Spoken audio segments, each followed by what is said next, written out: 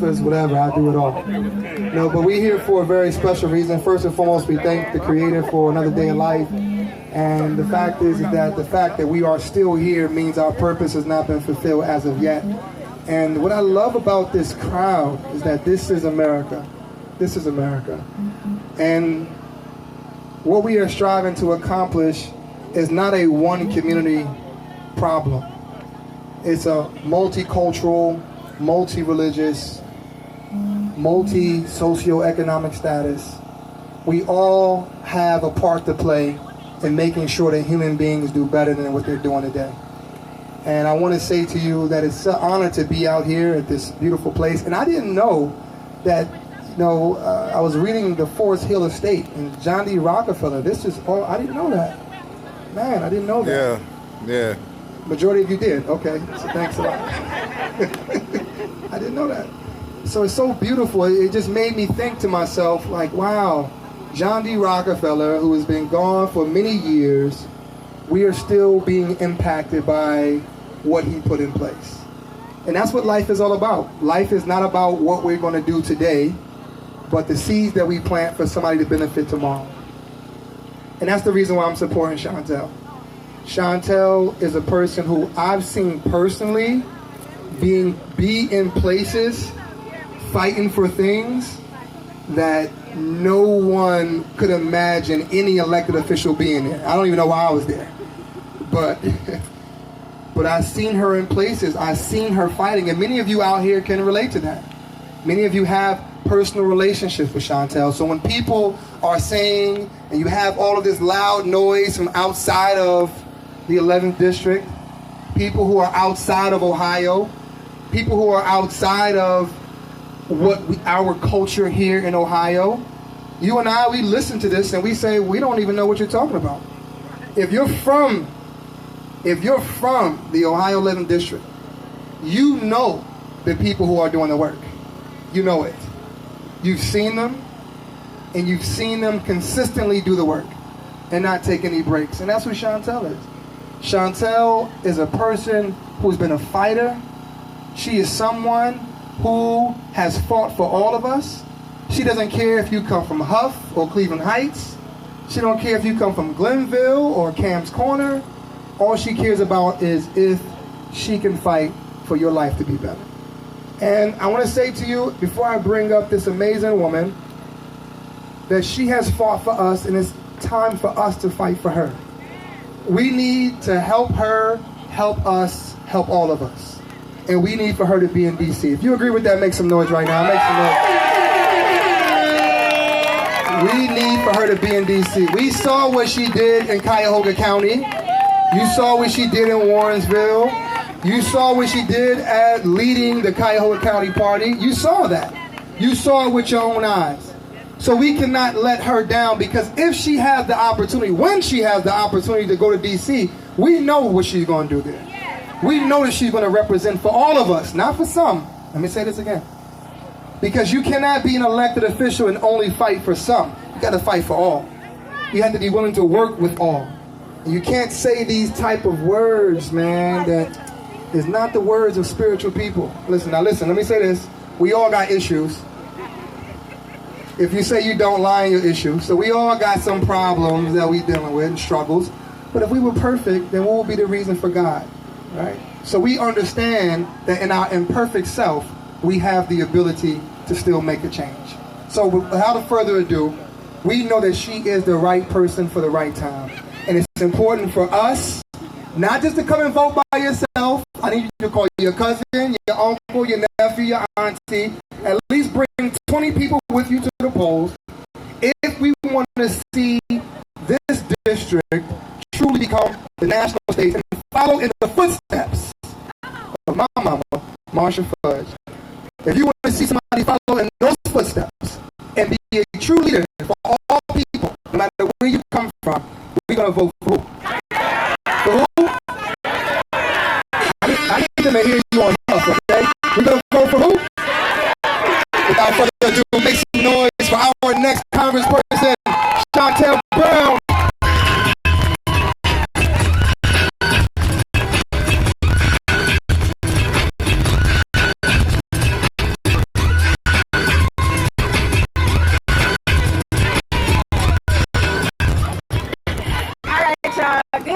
afternoon. Okay, all right. Now, when I say good afternoon, I expect a hearty response. I'm going to try this one more time. Good afternoon. So very much. So very much. Thank you for making the time to come out today. I have to thank Joe, Mossbrook, the Dow, Kenny, and Yvonne, and Angie for putting this event together today. Give them a round of applause. I have to thank my political brother, my spiritual brother, my baby brother, Bashir Jones, Councilman Bashir Jones. Give it up to him. Councilman candidate for mayor, but again, that is my brother. That is my brother. We share the leadership, the mentorship, and friendship of Secretary Fudge, and so I could not have received a greater introduction. So thank you. I want to tell a little bit about myself and how I got into this crazy world of politics. Many of you know this, but there are some folks here that don't know my story. So I want to make sure that they know who they have standing before them. I share this story because I think it gives you some good insight to what you can expect from me in the future. So I found myself in my very first city council meeting. It was 2011, youngest homeowner on my street, surrounded by seniors and retirees. And what led me to that city council meeting was because I wanted to know where we would go in the event of an emergency. Now, it might sound like a strange question, but the reason the question occurred is because of the earthquake tragedy that had struck in Japan at the time. It was a repetitive news cycle, a lot like what we saw with the condo collapse. And so I said to myself, what would happen? How would I get my neighbors to safety? And so I found myself at my local city council meeting, and I got the answer that I was looking for. But something that Shontel, keep going so you can learn about what's happening in your neighborhood. And what I learned was, like many of our communities, there was some room for improvement. So rather than complain, I am a person that believes in being the change that you want to see. So I rolled up my sleeves, pounded the pavement, knocked on doors, and introduced myself to my neighbors. And I said, I would like to be your city council person. Well, when I said that, they said, well, young lady, what can you do about these tree branches that need to be trimmed, and these sewers that need to be cleaned, and these potholes that need to be filled? And I said, well, okay, let me see what I can do. So as I was going to the meetings, the administration took notice, and they said to me, Shontel, if you need some help out there, let us know. Well, obviously I did. So I shared with them the concerns of my neighbors, and guess what? Things started happening, and I wasn't even elected. So I was feeling pretty good about life. Things are going my way. So fast forward, election day comes, the polls close, and I was down by 6 votes. 6 votes. Down but not out. Disappointed but not devastated. As a child of faith, I've never been shy about my faith. As a child of faith, I said, okay, God, I trust your infinite wisdom. Maybe this isn't for me. And I was actually convinced I would never run for public office again. It's Sunday. Does anybody have a but God in their spirit? But God. So 11 days later, I learned that there were 23 provisional ballots in my race, and that I had won by 7 votes. 7 votes. 7 votes. Can anybody say 7? Okay, so that 7 has been so significant to me because as a child of faith, 7 represents perfection, completion, and God. So I often credit this journey of public service to His divine intervention, grace, mercy, and favor. And so that has been the moral compass, the guiding force, and the foundation in this work that I intentionally describe as public service. It has never left my mind that I work for you, I work for you, I work for you. It has been abundantly clear to me I've been put in this position to serve the people, and I've never lost sight of that. So fast forward to 2014, an opportunity comes to get promoted, as I like to describe it. The legendary C. Ellen Connolly, first Cuyahoga County Council president and judge, was retiring. And so my name was thrown in the paper, and I didn't know about county council. It was a new government that had been formed. So I approached my friend Mayor Sellers at the time. I said, well, what do you think about me running for this position? Does anyone know Mayor Sellers out there? Raise your hand. So I said, Mayor Sellers, what do you think about me running for this position? He said, well, Shontel, I think you'd be good for it, but you need to call Marsha Fudge first. So I reached out to Congresswoman Fudge, very nervous, and said, hi, Congresswoman, I'm thinking about running for this position. She said, well, if Mayor Sellers supports you, then you'll have my support. Well, let me tell you, this race turned out a lot different than my first. Instead of 3 people,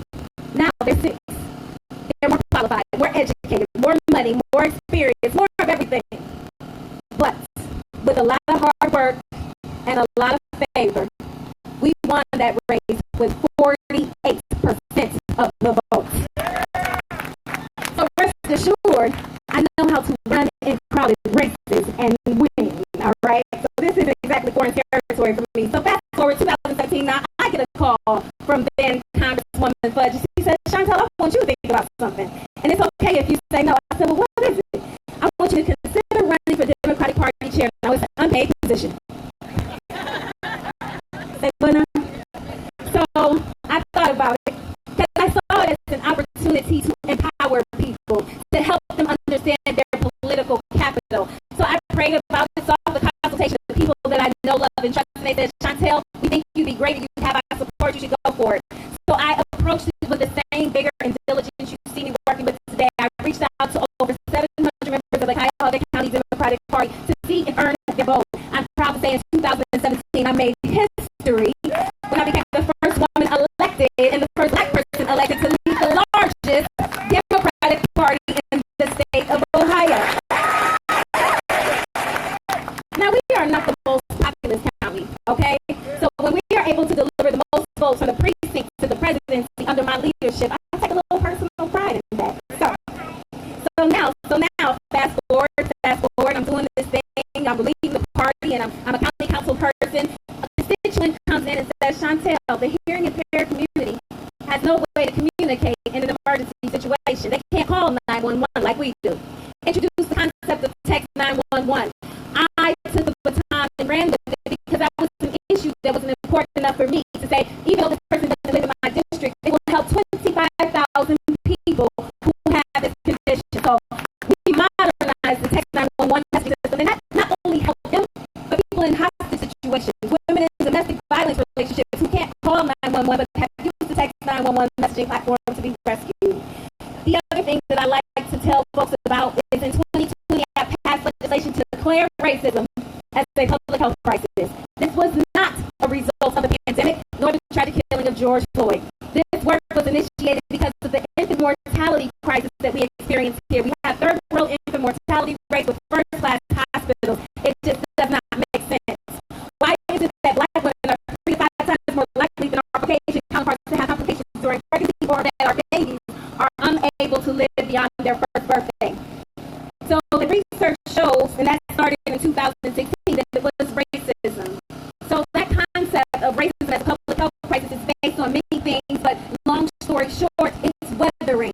Just because the issues around education, weathering, criminal justice reform, weathering, affordable housing, weathering, it beats up on the body and causes toxic stress.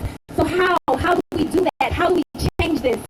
Declaring racism as a public health crisis was more than a symbolic gesture. We included those statistical data points so that we can be sure to receive the resources, the funding, and support to reverse decades of discrimination in the black community. And I'm proud to say, despite being the Democratic Party chairperson, I was able to get that done with bipartisan support. Bipartisan support. Done unanimously. So why Congress right now? Well, I'm glad you asked. All right. So I'm the only candidate in this race with any legislative experience during the most turbulent, troublesome times in our nation's recent history.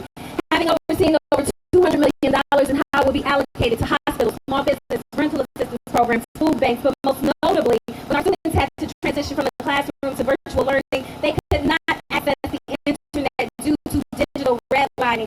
So it was me that proposed $1.5 million be set aside so they could get free Wi-Fi hotspots. I'm proud to say the Cleveland Foundation matched those funds, and along with PCs for people, we were able to provide laptops, free Wi-Fi hotspots for 5,000 students for 2 years.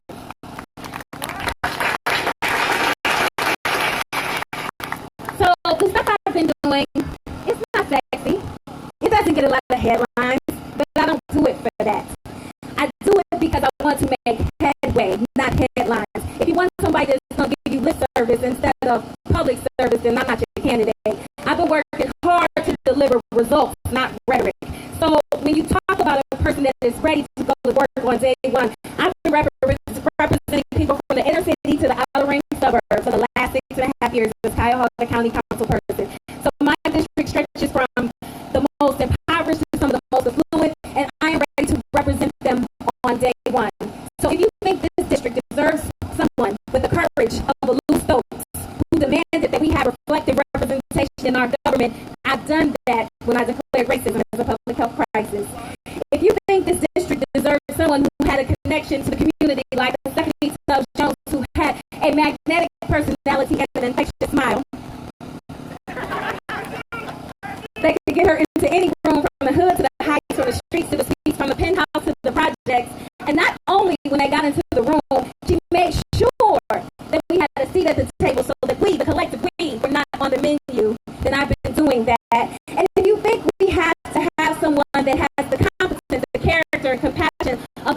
Fudge was elevated to the cabinet because she has been working so hard to make headway and not headlines, then I am your person. So I'm asking you right now, in the heat of this election, it is a dead heat, and so I need you to make sure that if you haven't voted already, because early voting started July 7th, and if you haven't been paying attention, that's 2/7. So that's reaffirming for me. The early voting has already been done. I challenge you, and I beg of you, and I plead you, and I implore you, do not wait. Do not wait to cast your ballot. We had a governor who shut our primary down last year due to the COVID-19 virus, and with this Delta variant on the rise, we cannot take any chances. So the voting hours have been extended to 7 o'clock now at the Board of Elections. Now, you may know this. There are about 12 other folks running for this very same seat. And it's coming down to 2 women. But the only thing you need to remember is Shontel Brown for Congress, Shontel Brown for Congress, Shontel Brown for Congress. God bless y'all. Thank you for coming out today. Enjoy the festivities. I'll be around to take pictures and talk to folks to answer any personal questions. So thank you.